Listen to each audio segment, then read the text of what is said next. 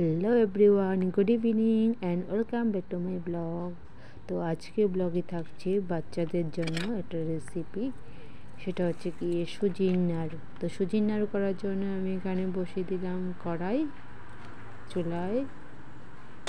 বসিয়ে 1 চামচ ঘি দিয়ে দিলাম, সুজিটা দিয়ে দিলাম গরম ঘি। তো এবার সুজিগুলি ভেজে নিতে হবে ভালো করে।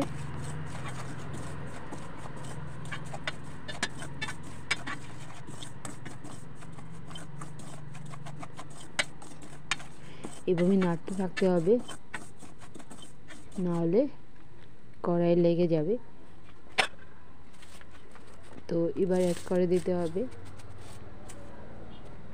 চিনি। আমি এখানে 1 চামচ বড় চামচ দিয়ে দিলাম।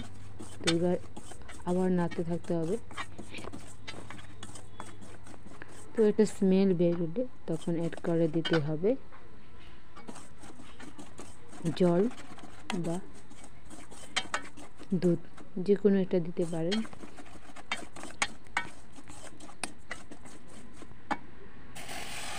আমি এখানে দুধ ইউজ করেছি। তো আর একটু দিয়ে দিলাম, দুধের পাত্রটা ধুয়ে। তো এবার ভালো করে নাড়তে হবে, একদম মিক্স করতে হবে সবগুলোকে। এবার কিছুটা শুকিয়ে গেলে, একদম আঠা আঠা হয়ে গেলে নামিয়ে নিতে হবে। তো এবার হাতে তেল লাগিয়ে আমি নাড়ুগুলি বানিয়ে নিলাম।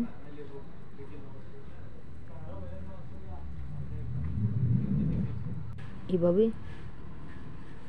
নাড়ুর শেপে গোল গোল করে নিতে হবে হাতের সাহায্যে। তো আমার নাড়ু বানানো শেষ, এবার সাজিয়ে নেওয়ার পালা। উপরে বাদাম দিয়ে সাজিয়ে নিলাম। আমার ঘরে অন্য বাদাম ছিল না, তাই আমি এই চীনা বাদামগুলি দিয়ে সেরে নিয়েছি।